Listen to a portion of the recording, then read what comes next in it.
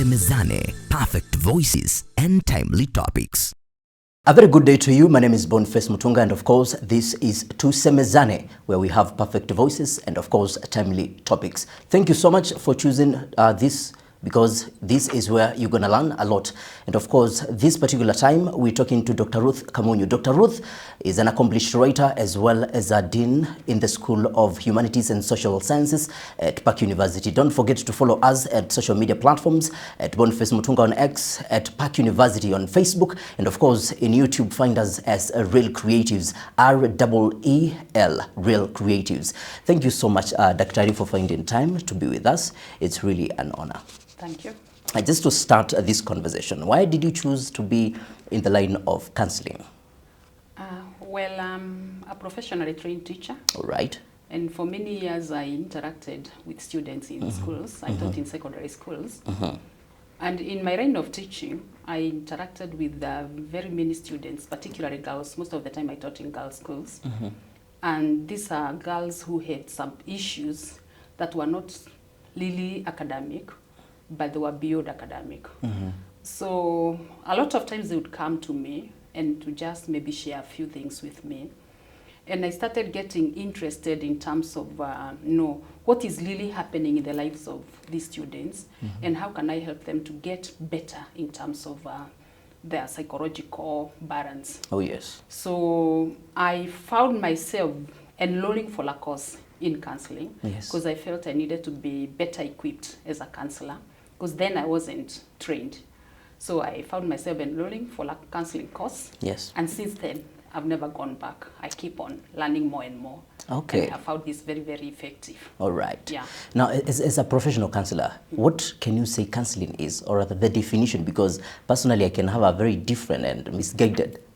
Well, I would really see that counseling is a process. And then maybe later I'll tell you more about the process. Yes. Because it's not a one-day activity where an individual shares with a professionally trained counselor. Okay. And I put a lot of emphasis on a professionally trained counselor. Yes. Because to be a counselor, then you have to be trained. And maybe share their issues, maybe challenges that they are going through. I don't like using the word problems, but it's about issues or challenges. Yes. You share this with a professionally trained person, and together we say you walk a journey. You don't walk for the client, but you walk a journey together, using all the skills that are necessary and very important in counseling, where you help the person to be able either to manage their situation, or to be able to cope with the situation, to enjoy life, to live what we call a psychologically healthy life. Because you can be living physically, but psychologically you are not living. How would you say how can you say psychology is different from other social or other emotional supportive entities and activities? Well, counseling is different because it's really a professional activity. Yes.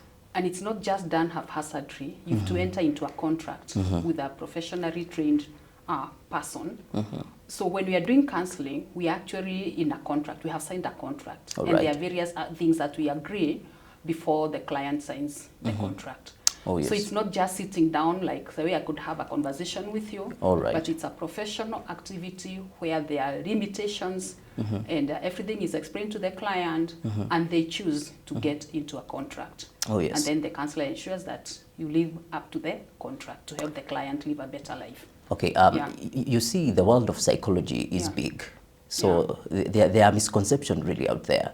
And I don't know whether you can point out some of these misconceptions that are really misguiding the public about counseling and the whole world.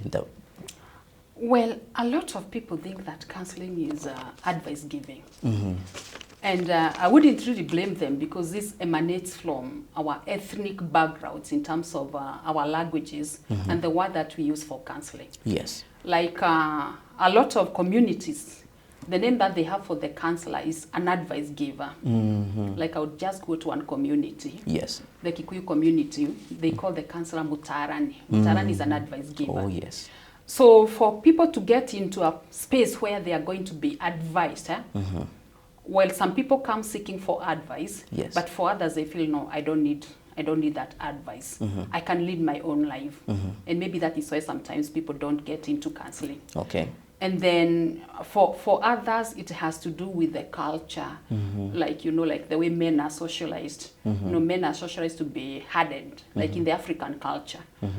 So it's like a man would not really want to seek for counseling because that would be like diminishing his masculinity. So a lot of the male gender really avoid getting into counseling. Okay. Yeah. And you already pointed out, but who is counseling really for? Is it for someone who has gone mad, admitted at Mathare Hospital or something? No. Yes. Counseling is for me and you. Wow. For everybody. Even me, I go for counseling. Because there are issues that are heavy on me. Yes. That I need somebody to just, walk with me the journey. So it is not for the psychologically, it's not for the people that would call really psychosis. It's not for mad people. Yes. It's for everyone. The youth, the elderly, the middle age, the children, all of us require counseling. And Dr. How do I know that it's the right time for me to start counseling sessions? When you realize that what is happening, yes, or the issues that you are going through, they are affecting your daily living. Like, for example, there are things that you do every day. Yes. You wake up, probably you take a shower, yes, you come to class, or you go to work. But when there's an issue that is burdening you, sometimes you may feel like not really waking up, or when you wake up, you have no energy.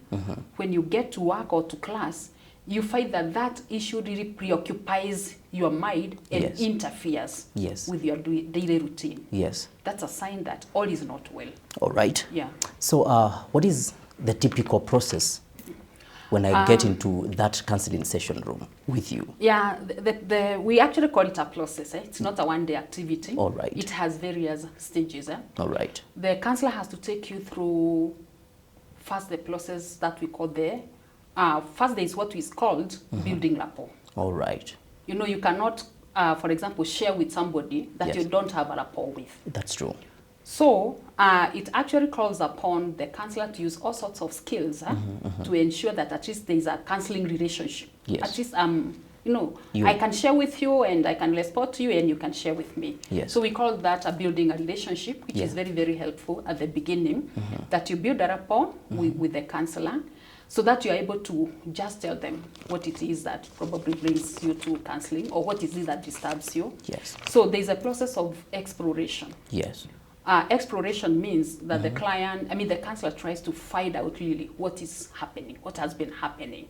So we use various techniques. The techniques are quite many. Yes. But we use various techniques to explore, to find out. It's like gathering information. Yes. So once you gather this information, the information will help you to that next stage of understanding. The gathering of information helps you to understand. Because yes, I can't really understand what's happening in your life when I have not gathered yes, information. That's true. And once I understand, where is this client? What is happening? Maybe when did it start? How long has it been there? Yeah. Probably why is the client coming now and not earlier? The process is actually quite long, yes, depending on the issue that one is going through. And then the understanding now is what helps you now to formulate what we call a treatment plan. What does this client require, depending on the issues that they have presented. Okay. So we get to the treatment plan, and then we use various theories and a lot of things in terms of, what does this client require? And then you can be able to help the client now, for example, take action. What, for example, needs to change in me? Is it in me or probably even in the environment where I'm living in? A lot of change has to occur in the client and maybe in the environment, because we say you cannot change other people. You can only change yourself. Oh, yes. So a lot of times you may have to change and some aspects in you for that, in that whole process. Yes. You gain insights. We call them, you gain insights. We say that awareness is the heartbeat of therapy. For example, why do I find myself always getting angry? I gain some insights into what maybe brings this anger, and then I'm able to manage that anger. So it's really a process. All right, this is Tusemezane, where we have perfect voices and, of course, timely topics. My name is Boniface Mutunga, and, of course, this conversation is to quash and clear misconceptions in the world of counseling. Find us Real Creatives on YouTube, and, of course, follow us Facebook, it's Park University. Mine is Boniface Mutunga on X. Daktari, as we continue the conversation, let me ask you, do you have a solid plan, or do you have a myriad one that is customizable to different clients? Because I believe people have different problems in life. Well, every client Yes. is unique. Just like we have every individual is unique. Yes. So as much as we are talking about this process, we also look at the uniqueness of the individual. All right. Some things may fit one person. Some things may not fit the other person. In the process of exploration and understanding, you come to learn about this client, about their values, their beliefs and all that. That is very, very helpful in terms of even helping the client formulate their own goals and knowing the route to follow in helping this client. Yes. Yeah, because of the uniqueness of the individual. All right. Yeah. So, Doctor, why is there stigma when it comes to counseling? A lot of stigma still exists, but at least not like 20 years ago when I got into the field of counseling. Oh, yes. Because of that aspect of feeling like I can do it. And the person who goes for counseling is actually taken like a weak cream by the others. But I would really want to say that that person who goes for counseling is the strongest person. Because it's a person who realizes all is not well and seeks for help before that issue destroys that person. Yes. Yeah. Doctor, you have written in an area where students are not really going for therapies and counseling sessions. Let's talk about that for a... Well, yeah, that was my PhD thesis. Yes. I wanted to find out, you know, why students are not seeking for therapy. And just to tell you, it's quite cited. Yeah, it has been cited quite a lot. Yes. There are many things that make students not go for counseling, and some of the things that I was able to establish is, for example, the position of the counseling center. Because of the stigma that exists in counseling, when one is seen getting to the counseling center, the other students would see them like, you know, they are weak. Why are you going for counseling? You know, what is this that really disturbs you that you can't handle it yourself? And also as a secondary school teacher, I also realized the counseling room. When students were seen coming to my office, it's like, you know, what is making you really go there? Yes. So the position of the counseling center, very, very important in terms of like in one institution where they told me I wish the counseling center was positioned in the same place with the health center. Oh, yes. So that when I'm seen coming from the health center, you know, I could have gone for treatment, but not necessarily for counseling. Yes. So that is one thing that really keeps students away from maybe seeking for counseling. They don't want to be seen by the others. Then the aspect of even the issues that they take for counseling. So what is this that is so heavy that you cannot deal with it? And especially in this age of digitalization. Yes. You know, a lot of these people are going to their phones, you know, to find out, you know, they just go and get, you know, Mr. Dr. Go and psychologist go and they treat themselves and everything. And they treat themselves. So people have also been treating themselves. Yes. Then the aspect of if I am seen coming for or going for counseling, could I lose some friends? Might I lose some friends? The social aspect. Oh, yes. The aspect of I am strong. If my friends see me seeking counseling, might they keep off from me? Yeah. Might they isolate themselves from me? And you see, we are human beings and we are social beings. Yes. And especially the youth, we associate a lot with our peers and we care what our peers say about. So if our peers are not really approving what we are doing, we are likely to keep off. We are likely to keep off. Yes. And then the aspect of, you know, some people saying, you know, you won't get solutions. You won't get solutions from the counselor. So just lead your life. But what I would really say, okay, counselors don't give solutions, but we help people manage their lives, know who they are, and be able to deal better with issues that they encounter. Yes. So we may not give solutions, but there are also suggestions which the clients can pick or not pick. What we do is we give a lot of information. Yes. And the kind of information help people to make their own decision. We actually call it informed decision making. You're making a decision out of some information. Yes. You're more informed than maybe just making a decision out of nowhere. Yes. Yeah. So, Daktari, after student life, we have the work life, Yeah. and so on. And I don't know what is sometimes making working class not come for counseling sessions. Are the counseling sessions expensive or? Well, I wouldn't really say they are cheap, neither would I say that they are expensive. Yes. Because for somebody to become a trained counselor, you know, they have to go through a lot of training, yeah? That's true. So we also have spent a lot of money in the training. And also the work that we are doing, it's not just talking. Actually, people say, you know, counseling is talking. Counseling is not talking. It's not just talking. We do a lot of research to be able to help the client to move from this stage to this other stage. So the counseling sessions, that's why we charge for the counseling sessions. Okay, sometimes we offer pro bono services. Oh, yes. Because I wouldn't just let somebody suffer because I need money. So it's part of giving back to the community. Oh, yes. And also considering that this is a human being created by God who is suffering, doesn't have money, so why should I let that person suffer? But the changes depends on various counseling, counselors, Yeah. and maybe where your office is situated and all that. So the charges actually, they are different. But what I normally say is, if, for example, I'm going to pay maybe whatever amount of money, several thousands, and then I'll be able to get back to me, Yeah. as God created me, and I be able to enjoy life.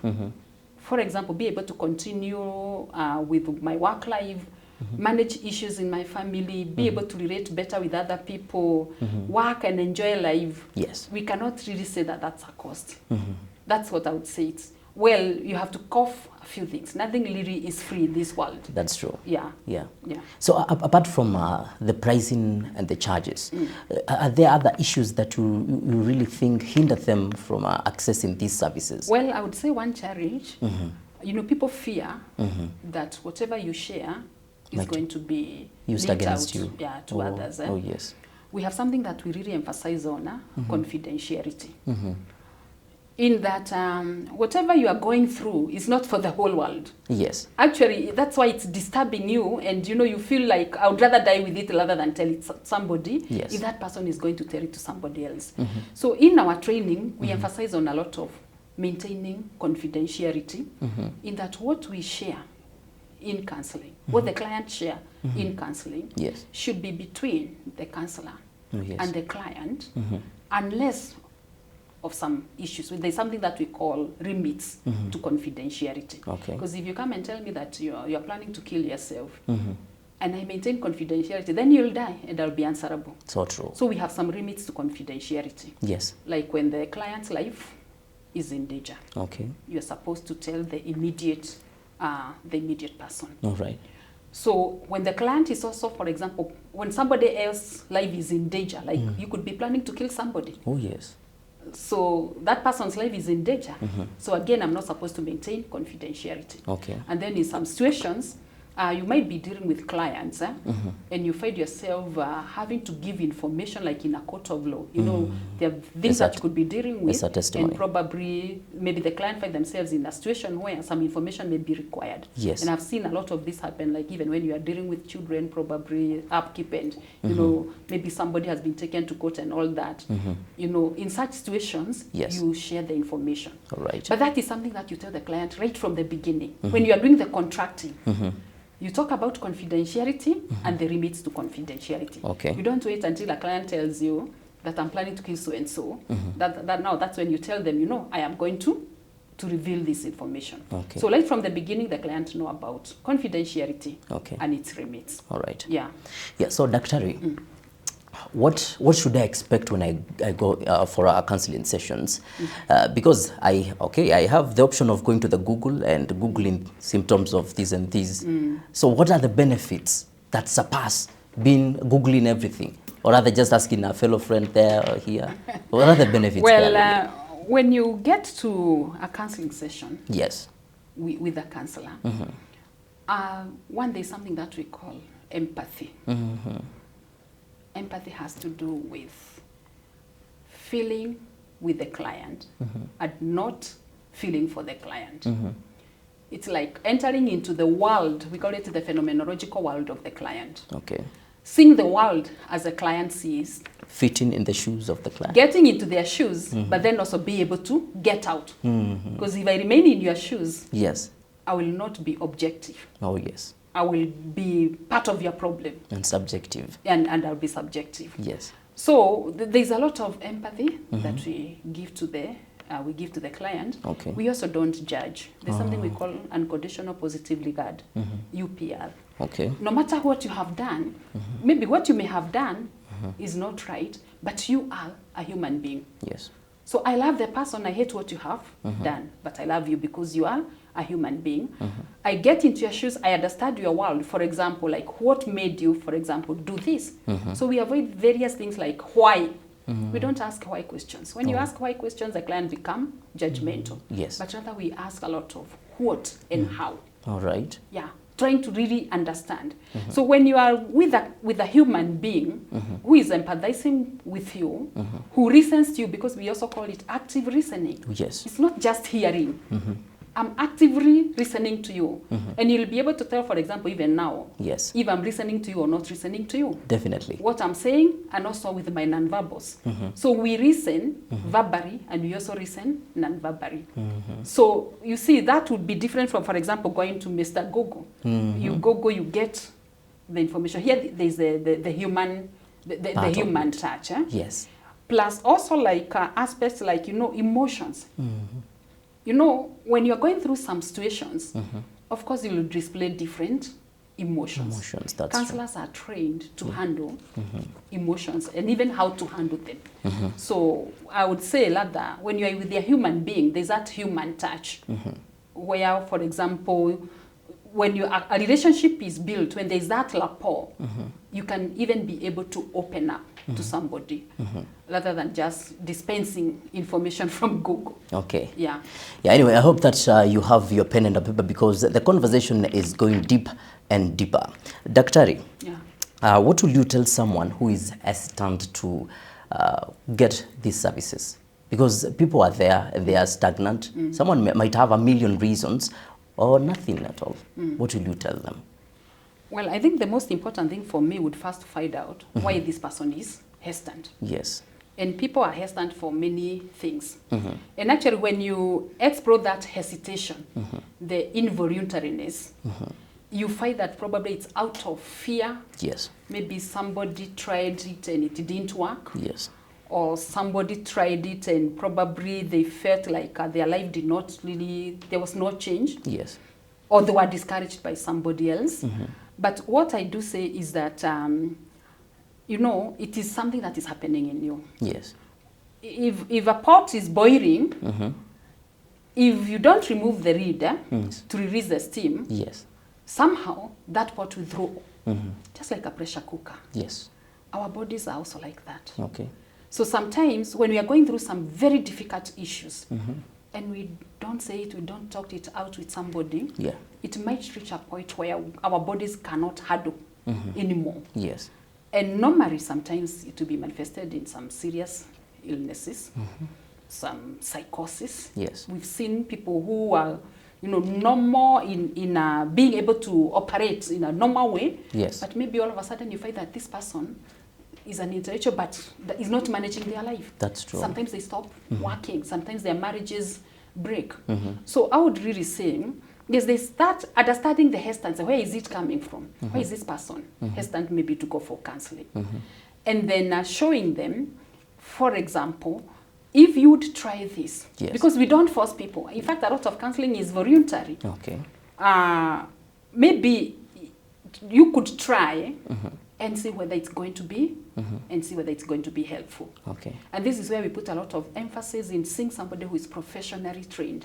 Because if you go to somebody who is not professionally trained, then maybe sometimes they don't handle you in a professional manner. Yes. That could discourage you. But we really advocate. Yes. And like maybe the people who come to me, if the issues I can handle, I handle them. Yes. If I feel probably I need to refer to somebody else, I refer to somebody else. We also work in collaboration with the psychiatrist. Yes. Because some people could be beyond counseling.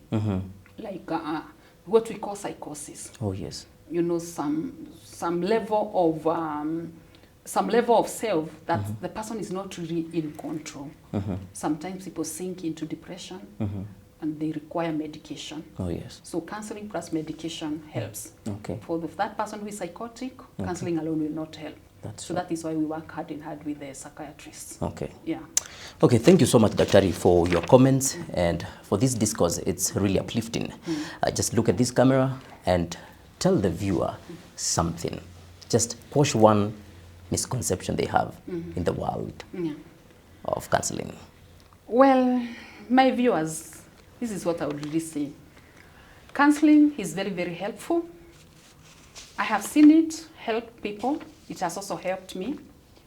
And it is important to just deal with the issues that you are struggling with a professionally trained counselor.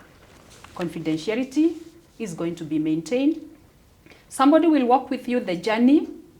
Somebody will help you to understand yourself, to gain insights, to be able to make decisions, something that we call informed decision.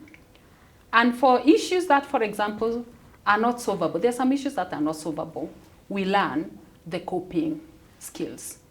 So I would really see that counseling is helpful, and I would advocate that any one of us who is going through a challenge to go through or to seek the services of a counselor.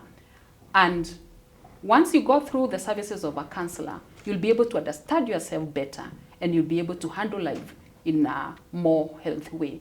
So don't live there frustrated, feeling bad about yourself because life is almost coming to a standstill. Take a bold step, seek out for counseling services, and you'll be helped to be able to be a better person.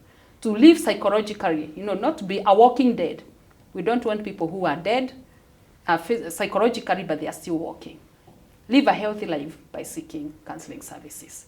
Thank you. Well, that's it from Dr. Ruth Kamunyu. Live a healthy life by seeking counseling services. This is Tusemezane, where we have perfect voices and, of course, timely topics. My name is Boniface Mutunga, and thank you so much for tuning in for this conversation. I think, or rather, I want to presume that this is a discourse that will help you not only now, but in the future. Tusemezane, perfect voices and timely topics.